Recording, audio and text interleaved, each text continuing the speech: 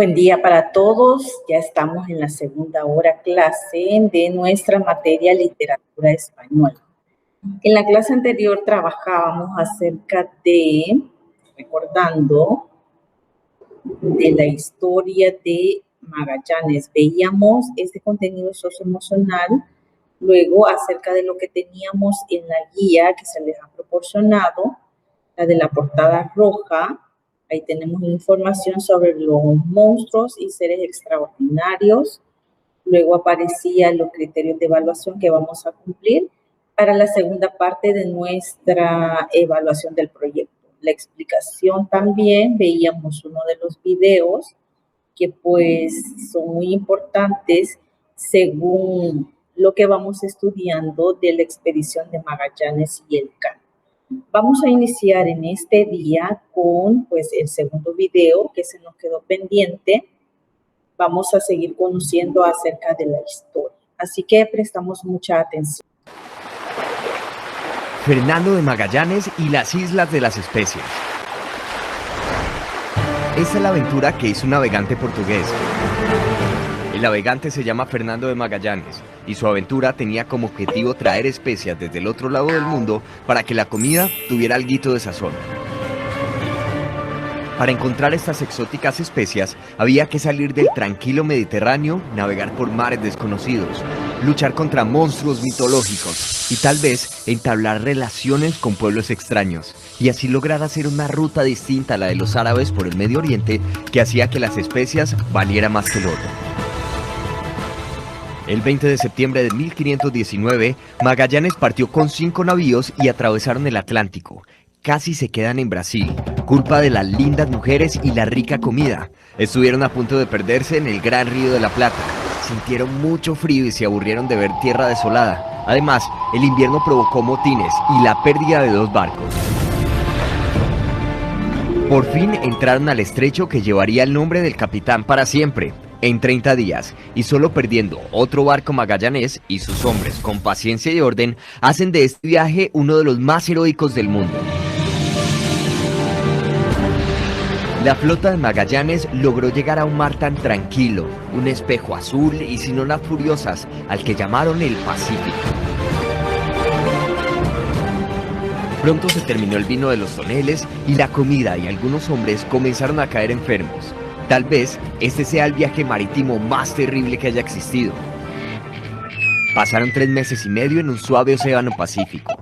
Llegaron a Filipinas, lograron intercambiar con los nativos plátanos, agua de coco, pescado, aves de corral, naranjas y legumbres por unas campanitas y unos vidrios de colores. Eran 2 mundos conociéndose. Recuperados partieron a Limasaua, una pequeña isla en el archipiélago filipino. Solo faltaban unos días para llegar a las tan nombradas Islas Molucas, las islas más ricas del mundo, las Islas de las Especias. Pero Magallanes decidió interferir en medio de una pelea entre 2 reyes de una pequeña isla, aliándose con uno de ellos, contra 1000 indígenas.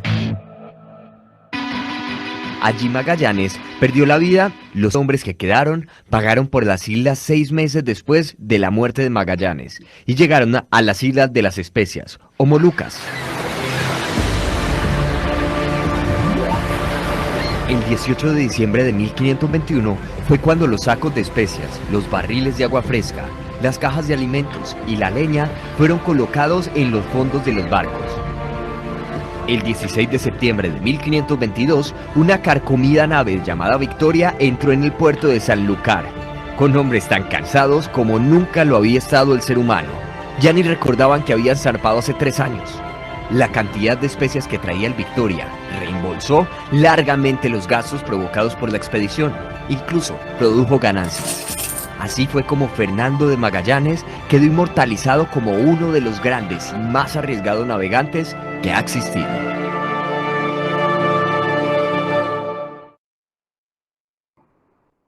Muy bien, en esta parte nos habíamos quedado entonces con respecto a esta reseña muy importante acerca de lo que es la expedición de Magallanes y Elcano. Para esta segunda hora vamos a trabajar con la lectura de la obra. Esto es en la plataforma Santillana, buscamos en Lo que leo.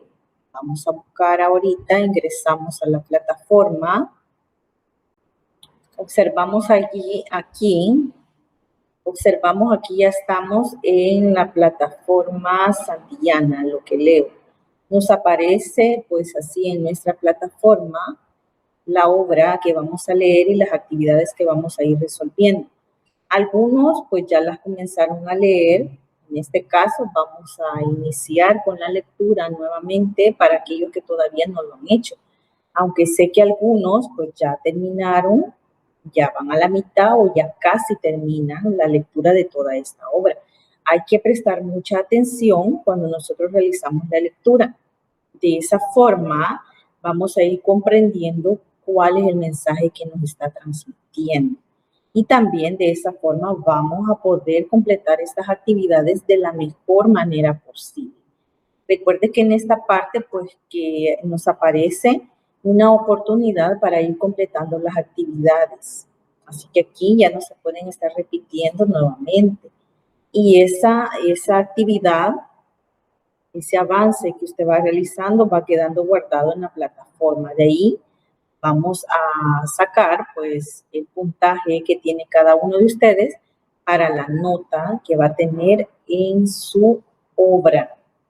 Otra de las cosas muy importantes que también ya habíamos mencionado es que esta obra pues será la nota de nuestro examen en la materia de literatura española. Así que por eso hay que prestar mucha atención, es una nota muy importante que debemos de obtener. Acá dice, aquí empieza la aventura de un maestro y un contador de historias. ¿Cuántos peligros tendrá que enfrentar y cómo se las ingeniarán para poder sobrevivir? Vamos a averiguar en los capítulos la aventura del maestro a los peligros de la selva. Aquí le vamos a dar leer. Nos va a comenzar a cargar la página. En este caso tenemos el inicio, pues ya esto ya lo habíamos realizado.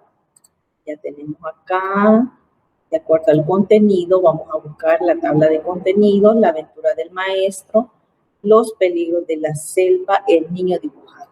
Vamos a leer en este día el capítulo El niño dibujante. Dice de la siguiente forma, para los que van todavía por esta parte, pues igual vamos a aprovechar en leer, y para los que no, pues cada uno debe de seguir su ritmo de lectura. El niño dibujante. Al otro día, gran parte de los estudiantes de la escuela se reunió en la plaza, a la sombra de la gran ceiba, en espera de la historia que le había prometido el contador de historias. Mucha gente del pueblo había sacado bancos o sillas para escuchar el relato, como si se tratara de una representación teatral. El viejo prendió su pipa y habló con voz potente para que todos lo escucharan. Muchachos, antes de todo, déjenme decirles que su maestro arriesgó su vida para encontrar algo novedoso que pudiera despertar su curiosidad. Ustedes se han interesado por mis relatos, que por el momento aparecen como una novedad. Pero si yo tuviera que hablar durante años y ustedes me tuvieran que ver todos los días, a lo mejor llegarían a cansarse de mí. Muchos de aquellos niños trataron de decir que no, pero el viejo impidió que siguieran los murmullos con un gesto de su mano. Y prosiguió su explicación. Algún sabio en el pasado dijo que el que va despacio va lejos, lo que quiere decir que para aprender algo útil y formarse de verdad hay que tener una gran paciencia y escuchar las lecciones que día a día van formando la personalidad y los conocimientos de cada uno de ustedes. Esa tarea no siempre es placentera, ni para los jóvenes que quieren divertirse y descubrir algo nuevo a cada instante, ni para el maestro que tiene que verlos y dictarles clase durante días, meses y años. Don Pedro, el maestro, se había levantado de su cama y escuchaba desde cierta distancia, pues doña Carola también había sacado una silla para para que se sentase a escuchar, ya que aún estaba débil como para mantenerse en pie. También me alegra ver aquí que hay gente mayor porque en la vida a cualquier edad se pueden aprender cosas útiles. En esta parte es muy importante y es muy cierto porque nosotros cada día vamos aprendiendo muchas cosas diferentes. También depende del esfuerzo y de la dedicación que pongamos cada uno de nosotros. Después de dar dos bocanadas a su pipa y dejar que la nubecilla de humo del tabaco se dispersara en el aire, el hombre prosiguió su explicación, como un prólogo a la historia que iba a contar. El maestro de estos muchachos y de muchos de ustedes dijo, señalando a los adultos, ha vivido una experiencia muy interesante, digna de tenerse en cuenta, en relación con la investigación de la naturaleza, porque esta naturaleza que nos da los alimentos de cada día, que nos da los animales que son útiles para el trabajo y que nos muestra tantas cosas bellas como las flores, las mariposas de vivos colores o las aves que nos alegran con sus trinos, también tiene muchas cosas que pueden ser peligrosas para el hombre, como las tempestades, terremotos, inundaciones, el ataque de animales feroces o la picadura de las serpientes. Para sobrevivir hay que tomar precauciones y estar preparado para afrontar los peligros que se puedan presentar. Por eso, la historia que les voy a contar tiene que ver con la investigación de la naturaleza. Y en ella interviene un niño como cualquiera de ustedes, que en momentos se mostró rebelde y caprichoso, pero al final comprendió el valor de las lecciones. También él tuvo que ver con la picadura de una serpiente y su experiencia fue la que nos sirvió para impedir que el veneno de la culebra que mordió a don Pedro fuera a acabar con su vida. Gracias a esa experiencia, él está ahora sano y salvo, pero deben tener paciencia y escuchar todo el relato para que puedan comprender las causas de las grandes empresas y las dificultades que se presentan para sacarlas adelante. El contador de historias había adoptado un tono de voz profesoral, quizá como homenaje al viejo maestro, y don Pedro sintió en el fondo de todas aquellas palabras dichas se referían a él y su abnegado papel como formador de tantas generaciones de adultos. Tuvo entonces un sentimiento de gratitud y apareció hacia aquel hombre que había llegado al pueblo no como rival y enemigo suyo, sino como un amigo y compañero en la difícil tarea de educar y formar a los muchachos. Y además de fomentar su curiosidad y aprender a escuchar con atención. Por todo ello, solo podía tener hacia él un profundo agradecimiento. Después de aquellas palabras de introducción, el hombre entró de lleno en su historia. En los últimos tiempos coloniales, durante la segunda mitad del siglo XVIII, se produjeron importantes cambios en el llamado Nuevo Reino de Granada, que después de la independencia se convirtió en la República de Colombia. Fue una época de reformas durante la cual mejoraron las ciencias, la investigación, medicina, botánica, entre otras. Y a todo eso contribuyó un hombre muy importante que llegó a Cartagena en 1760, en comitiva del virrey Mesías de la Cerda, José Celestino Mutis. Antes de emprender el viaje, Mesías de la Cerda había encontrado a Mutis estudiando distintas especies de plantas en el Jardín Botánico de Madrid. Cuando se enteró de que además había realizado estudios de medicina, lo invitó a acompañarlo como su médico personal. Pero Mutis tenía otros intereses además de la medicina, las matemáticas, astronomía, botánica y el estudio de los minerales. Muchas de esas actividades eran casi por completo desconocidas en esas tierras. Por tal razón, pronto Mutis fue consultado sobre todos los temas imaginables. Era un verdadero sabio y por eso lo llamaron el oráculo del rey.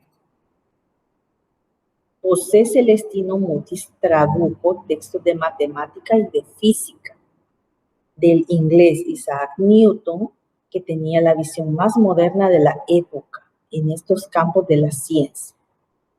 ¿Recuerdan la historia de Newton y la manzana? Pues se cuenta que al observar la caída de una manzana descubrió la ley de la gravedad, que es la forma como la Tierra atrae las cosas como si fueran un imán. Entonces el viejo se inclinó, tomó una piedra en sus manos, se subió a la banca en la que había estado sentado y dejó caer la piedra. Hoy nos parece lógico y sencillo, ¿verdad?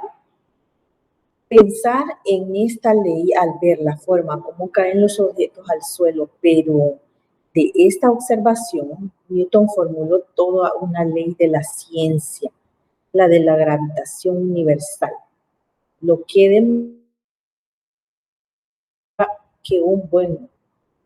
demuestra que un buen observador puede extraer conclusiones muy interesantes y profundas antes del detalle más pequeño. Desde su llegada a Santa Fe de Bogotá, a comienzos de 1761, Mutis tuvo un intenso trabajo como médico. No solo tenía que atender al virrey, sino a muchas personas que lo llamaban cuando padecían alguna enfermedad. Porque no había muchos médicos en la ciudad, sino yerberos, brujos y otras personas sin conocimiento de las enfermedades ni de los remedios.